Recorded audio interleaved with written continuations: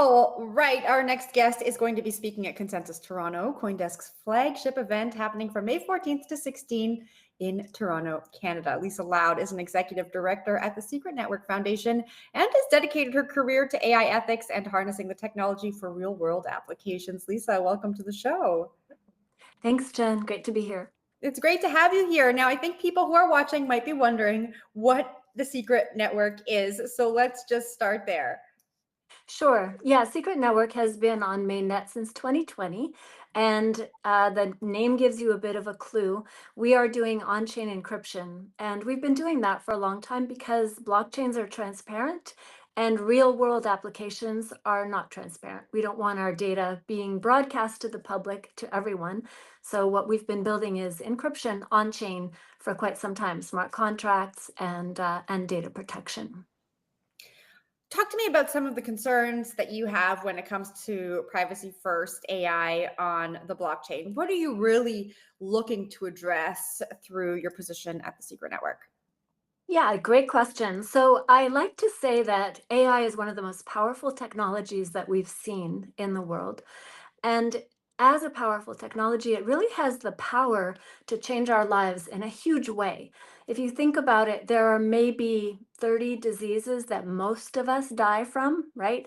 And so AI has the power to knock those out one by one, to figure out the solutions to those. And so we don't need to die of the same diseases anymore, which is an incredibly wonderful vision of the future, right? But at Secret Network, we also recognize that there's this powerful technology could also take us to the brink of extinction. And that's my biggest fear about AI is that it's so powerful. If we don't harness it in the right way, it really has the power to disrupt our lives in a terrible way. I can say more about like why that is so important if you want to follow that thread. Yeah, I do want to follow up, but I want to ask you this first. You mentioned AI's ability to solve some of the biggest, I guess, health crises in the world. And what's going on with 23andMe right now makes me ask this. AI has that ability to take the information that we've gathered over many, many years of health research and come up with solutions.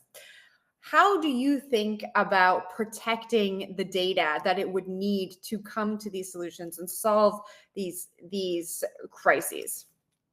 That's exactly the right question to ask, because I think what we're doing is we're seeing that we have to feed data into AI to get these good results out. So the 23andMe data set is hugely valuable, but that information is also harmful on an individual basis. If you think about my DNA being in there, in that database, and then someone can actually access it and know so much about me, that's a terrible outcome for anybody. And I think that it's even worse because not only is our health and our DNA, our personal data being fed into that, but our preferences. In the future, I think we're going to talk to our AI agent more than anything else.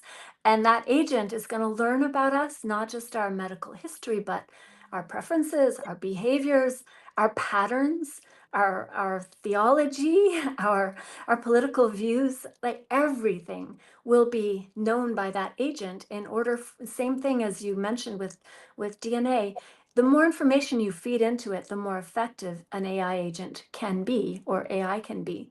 So as we feed more and more information in, we're exposing ourselves more and more.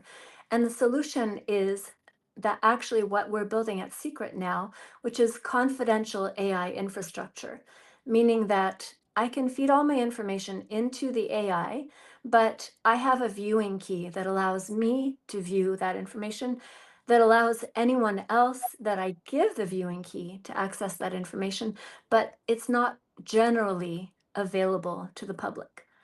Let's dig a little bit deeper into that. I think for the audience to understand what it means to have this confidential network. We need to understand what happens in some of the other networks that we're starting to Mhm. use. So if we take, I don't know, a chat GPT, for example, I would say is probably the most popular one. When I'm putting information into chat GPT to do whatever, I don't know, help me come up with a grocery list or write an email, what's happening to that information and how can it be used? Well, if you read the terms and conditions, it's quite scary actually. That information, you're giving over access to it. Um, you no longer have exclusive access to that information. It's now the company behind ChatGPT or behind any of the LLMs will now have the right to use that information in whatever way they choose to. And we can say, oh, well, it's a big company, I trust them. But that's probably not, we've learned that's probably not a good approach to data. We don't want to trust other people with our data. So what's happening on the back end is all of that information is being aggregated, which is fine as long as it's anonymized, but it's not necessarily anonymized and it can be tied back to us, can be used to sell us things, it can be used to feed us information to influence our perspectives and our viewpoints. It's quite scary when you think about how much power we're giving away in sharing our data. So I'm very leery of using ChatGPT myself. I have to ask you this. I feel like we almost have been trained to give away our data. And as long as something is made easy for us, we give it away for that simplicity and the ease of getting whatever task we need done. Do you think people care enough or understand enough about what's going on to make them care? No, I don't actually. I don't think people understand enough about what's going on. I don't think people are, it's the convenience versus security, convenience versus privacy dilemma, right? If it's convenient and I can get something right now, then how bad could it be, right? I'm just going to share my information. I'll figure it out later. So I think you're absolutely on track there. We have to make privacy convenient. We have to, and with secret AI, you can do a one-line code change. Instead of you calling ChatGPT, you can call Secret AI, and then you protect all of the data. So all of the applications, the developers that are building with ChatGPT, they could instead build with Secret AI, same convenience, same access to information, same immediacy and turnaround, but now it's confidential. So you have to make it convenient. You have to make it super easy, or people are just not going to care. And let's dig a little bit deeper into that confidentiality piece. How is it made confidential? I know we're introducing blockchain technology here to make that data that's fed into it more confidential, but just lay that out for us.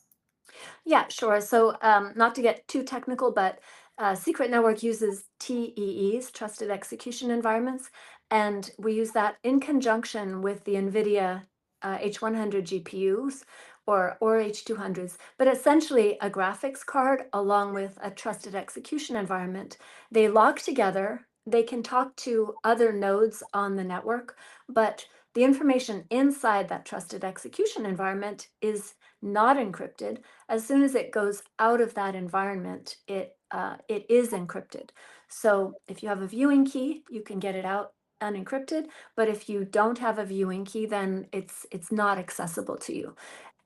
So as we use blockchain, it gets a little more complicated because you need to be able to communicate between nodes.